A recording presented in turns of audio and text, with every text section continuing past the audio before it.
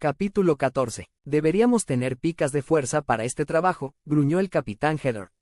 Tienen 2 veces el jugo de estos crífidos rifles aturdidores. Las picas de fuerza pueden matar si no tienes cuidado, le recordó la cazadora, aunque solo estaba prestando atención a medias a la conversación. La princesa quiere que lo llevemos vivo. Además, nunca te acercarás lo suficiente como para utilizarlas. Estaban dentro de la mansión de Sepomek, aunque la cazadora dudaba que ese fuera el nombre real del hombre. No es que importara, ella no necesitaba un nombre para rastrearlo aquí, al estado en Sutrick IV. El Lord Sith había cubierto su rastro bien, ocultando su auténtica identidad bajo capas de seres medios e intermediarios, y haciendo virtualmente imposible para cualquiera conectarle a los eventos en Ambria a través de métodos normales. Pero todas sus preparaciones cuidadosas no podían protegerle contra los poderes únicos de la Iktochi. Guiada por las imágenes en sus sueños y sus instintos infalibles, la cazadora había encontrado a su presa, como siempre lo hacía. ¿Cuánto falta para que llegue aquí?, quiso saber el capitán Heather. Pronto, respondió ella. Dile a tu equipo que se ponga en posición. Sus visiones le habían mostrado que la casa estaría vacía cuando ellos llegaran, al igual que le habían mostrado que el dueño volvería esa misma noche. ¿Puede ser más específica?, preguntó Heather. ¿20 minutos? ¿1 hora? ¿2? No funciona así, murmuró ella ausente, sus ojos captando localizaciones para que ellos prepararan su trampa. Ella ya había explorado el estado al detalle, adaptando cada habitación a su memoria mientras iba a través y deshabilitaba cada alarma y sistema anti-intrusos en el terreno. Había incluso conseguido piratear el panel de seguridad en el pequeño edificio en la parte trasera de los terrenos.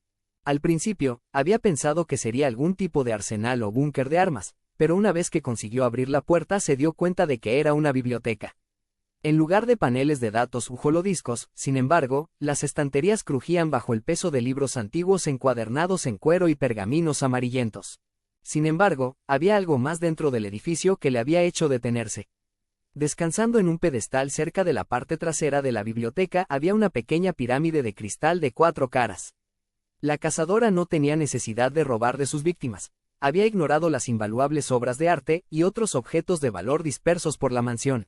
Pero había algo extrañamente atrayente en esta pieza. Insegura de lo que pudiera ser, se había sentido de algún modo atraída a ella, y se la había deslizado en uno de los bolsillos de debajo de su túnica antes de continuar su investigación de los terrenos. Una vez que acabó, señaló a Heather y a los otros que era seguro entrar y empezar sus preparativos. ¿Algo va mal?, preguntó el capitán. No, respondió ella, molesta consigo misma por distraerse. Solo buscaba sitios para situar a tu equipo. Este trabajo era distinto a ninguno que la cazadora hubiera tomado antes. No era simplemente por los mercenarios con los que estaba trabajando, o el hecho de que se suponía que tuviera que tomar a su víctima con vida. Desde que visitara el pequeño campamento de Ambria, el hombre alto, calvo y la mujer rubia habían embrujado su sueño. Algo de lo que había visto le había ayudado a llevarla aquí a Sutrick, pero había otras imágenes también, visiones desconcertantes, perturbadoras que había sido incapaz de descifrar. Había sido testigo de docenas de batallas entre el par. Había observado al hombre matar a la mujer, aún así, también había visto a la mujer matar al hombre. Entendía que eran visiones del futuro, cada una posible realidad que podía o no llegar a pasar.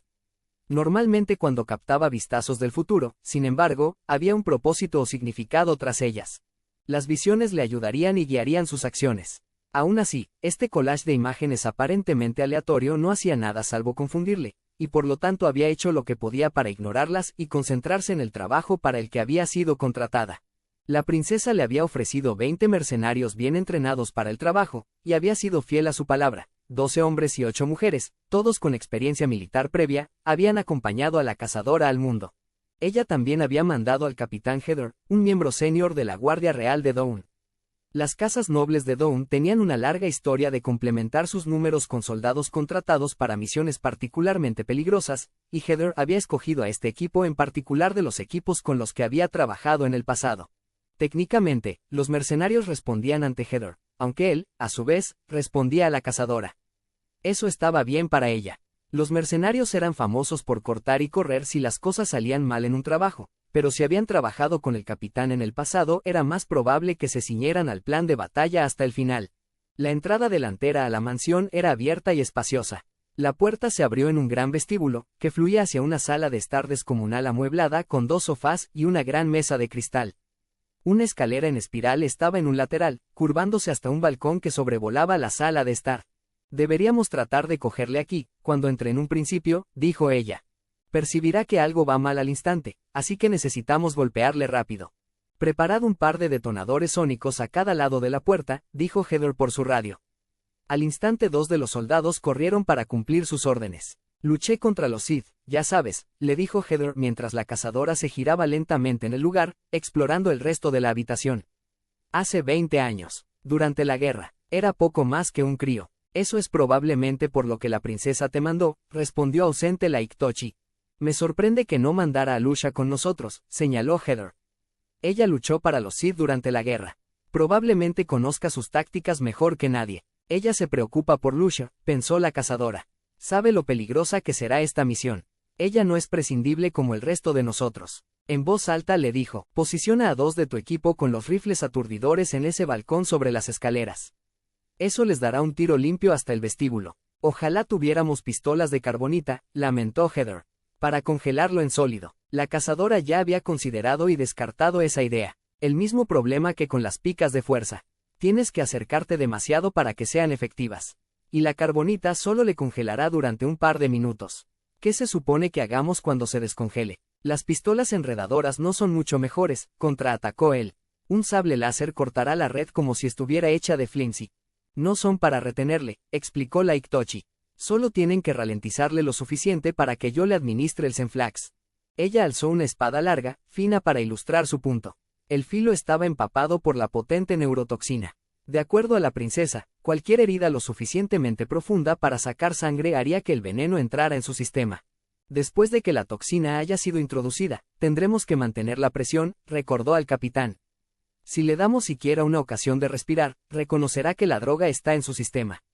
Podría tener alguna forma de contraatacarla con la fuerza. ¿Cuánto tiempo desde que le cortes hasta que esa cosa empiece a hacer efecto? 30, quizás 40 segundos. Suponiendo que Serra sepa de lo que está hablando. Eso es mucho tiempo para un puñado de soldados mano a mano contra un Sith. No había realmente nada que pudiera decir para reconfortarle, así que no se molestó con una respuesta. Asegúrate de que tu unidad recuerda que este es un ataque en 2 fases, le dijo ella. La primera fase necesita distraerle lo suficiente para darme una apertura. Después de eso, darle con todo lo que tengamos. ¿De verdad puedes ver el futuro? Preguntó el capitán tras pasar sus instrucciones al equipo. A veces, el futuro siempre está en movimiento. No siempre está claro. ¿Vamos a salir de esta vivos? Alguno de nosotros puede, respondió ella, sin mencionar la visión que había tenido del cuerpo roto de Heather tumbado sin vida en el suelo de mármol de la mansión. Cuando Bane volvió a Sutrick, se sorprendió de encontrar que la nave de Sano aún estaba fuera, pero agradeció que no estuviera esperándole de vuelta en la mansión. No estaba en forma para luchar con ella ahora, estaba incluso demasiado cansado como para saltar con una mentira para explicar su ausencia sin levantar sospechas. Aún así, mientras su speeder aéreo se aproximaba a su mansión en el horizonte, él sabía que incluso si Sana hubiera estado esperándole, su viaje aún habría merecido la pena.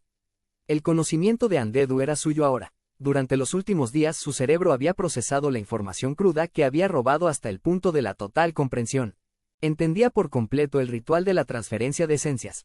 Había aprendido las técnicas que le permitirían mover su conciencia de su propio cuerpo flaqueante a otro.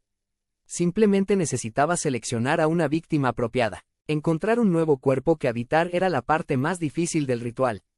Necesitaba a alguien lo suficientemente fuerte físicamente para soportar las enormes cantidades de energía del lado oscuro a las que pudiera recurrir durante los siguientes años, pero al mismo tiempo necesitaba a alguien lo suficientemente vulnerable mentalmente como para que él se sobrepusiera a su voluntad.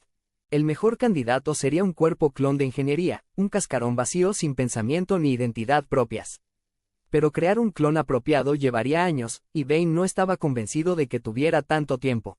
Tendría que tratar de poseer el cuerpo de una víctima con vida. Un curso de acción muy peligroso. Solo tendría una oportunidad. Sin importar el resultado, su propio cuerpo sería destruido en el proceso. Y si su objetivo poseía una voluntad lo suficientemente fuerte como para resistir su asalto, el intento fracasaría, desvaneciendo su espíritu en el vacío para toda la eternidad.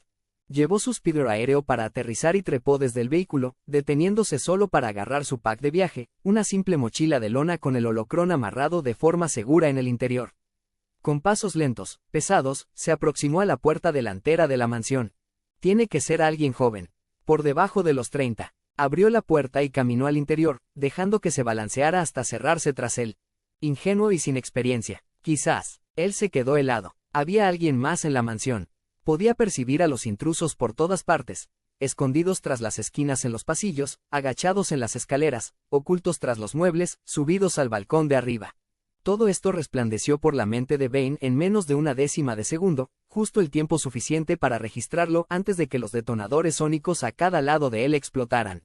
El chirrido rompedor de oídos hizo tambalearse a Bane, haciendo que se tambaleara hacia adelante en la habitación y se alejara de la puerta y su posible escape. Sus manos, instintivamente se lanzaron hacia arriba y se agarraron las orejas, su pack de viaje cayendo al suelo. Y entonces el enemigo cayó sobre él. Ellos cayeron como un enjambre de insectos, irrumpiendo a la vista desde cada lado. 4 soldados armados con rifles aturdidores mandaron una barrera de rayos lloviendo desde el balcón. Bane, aún retrocediendo por los detonadores sónicos, apenas tuvo tiempo suficiente de alzar una barrera protectora para escudarse del asalto. Mientras lo hacía, sintió algo luchando contra él. Algún poder estaba tratando de bloquear su habilidad de llamar a la fuerza para escudarse. No era lo suficientemente fuerte como para detenerle, pero amainaba sus esfuerzos lo suficiente como para que un parpadeo de energía pasara a través de la barrera.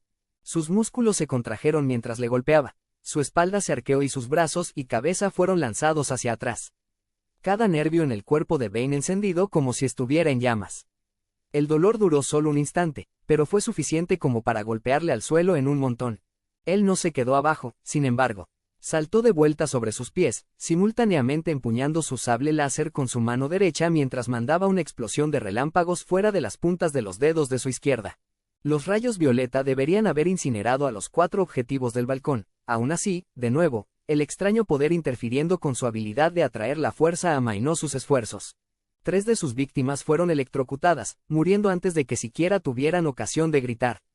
La cuarta, sin embargo, consiguió lanzarse hacia atrás desde el borde del balcón, evadiendo el ataque mortal. Bane nunca tuvo oportunidad de acabar con ella. Un par de soldados salieron de un pasillo a la izquierda, y 3 más aparecieron desde el pasillo a la derecha. Abrieron fuego con pistolas enredadoras, mandando largos arroyos de red pegajosa, sintética. Los soldados eran listos, coordinaban sus esfuerzos. 2 dispararon a sus pies, buscando pegarle al suelo. Los otros apuntaron al pecho y al torso, buscando anclar sus brazos a sus laterales con las cuerdas viscosas. Pero Bane no iba a dejarse inmovilizar. Saltando, se agarró a la lámpara que colgaba del techo, sosteniéndose con su mano libre. Balanceando sus piernas para lograr impulso, se lanzó sobre la barandilla y hasta el balcón, dándole la ventaja de una posición elevada. Bajó con un golpe pesado, el inexplicable poder que aún impedía su conexión con la fuerza robándole un aterrizaje grácil. Los cuerpos de los 3 soldados muertos estaban esparcidos a su alrededor. A su derecha, estaban las escaleras que bajaban hasta el vestíbulo. Justo delante había un largo pasillo que llevaba a otra ala de la mansión. Una mujer Iktochi estaba al otro extremo del pasillo, un cuchillo largo, fino en cada mano. Ella sonrió a Bane, y en ese momento supo quién estaba interfiriendo con su habilidad de usar la fuerza. Ella rompió a correr, cargando por el pasillo hacia él. Bane cayó agachado para luchar, para enfrentar su ataque, sabiendo que sus cuchillos no eran rival para su sable láser. Fue solo entonces cuando se percató de las granadas cegadoras que estaban en los cuerpos muertos a sus pies. Explotaron con una explosión de luz intensa y humo químico que CEGO con acento agudo a Bane. Desorientado, cayó hacia atrás contra la barandilla del balcón. Un instante más tarde sintió la suela de las botas de la Iktochi golpearle con fuerza en el pecho, mandándole tambaleándose hacia atrás sobre el pasamanos del suelo de mármol 4 metros más abajo. Golpeó el suelo lo suficientemente fuerte como para hacerle perder el aliento, dejándole jadeando por aire. El impacto lanzó su sable láser fuera de su agarre, mandándolo patinando por el suelo. Un instante más tarde su forma boca abajo estaba envuelta por la red de las pistolas enredadoras, anclándolo al suelo. Ciego e inmovilizado, la furia de Darth Bane le salvó. Años de entrenamiento le permitieron concentrar todo su dolor e ira en un único instante, atrayéndola de forma que pudiera liberar todo el poder del lado oscuro. Una vez más, sintió la barrera de la Iktochi oponiéndose a sus esfuerzos, pero esta vez él la atravesó como si ni siquiera estuviera ahí. Por un momento era como si el mundo a su alrededor se hubiera quedado helado. Aunque sus ojos aún estaban sufriendo los efectos de la granada cegadora, la fuerza corriendo por su cuerpo le dio una conciencia sobrenatural de sus alrededores. La escena fue grabada en su cerebro con un exquisito detalle. Los soldados estaban dispersos por el vestíbulo, arrastrándose para tomar nuevas posiciones en preparación para la siguiente fase de la batalla. Estaban bien entrenados, pero él podía aún percibir su miedo. Sabían que la lucha estaba lejos de acabar. La Itochi había saltado por la barandilla en su persecución. Colgó posada en el aire sobre él, sus espadas gemelas sostenidas a cada lado mientras se preparaba para aterrizar. Bane incluso podía verse a sí mismo tumbado en el suelo, enterrado bajo una sábana densa y húmeda de adhesivo químico rápidamente secándose. El cuadro congelado duró solo una fracción de instante, pero le dijo al Lord Oscuro todo lo que necesitaba saber. Y entonces el instante pasó, y todo se convirtió en un borrón de movimiento de nuevo. La Itochi aterrizó justo mientras Bane liberaba una oleada de electricidad crepitante que abrazó la red de las pistolas enredadoras. Ella cayó sobre una rodilla y trató de apuñalar sus cuchillos en él mientras estaba tumbado en el suelo, pero a través de la fuerza Bane la vio venir.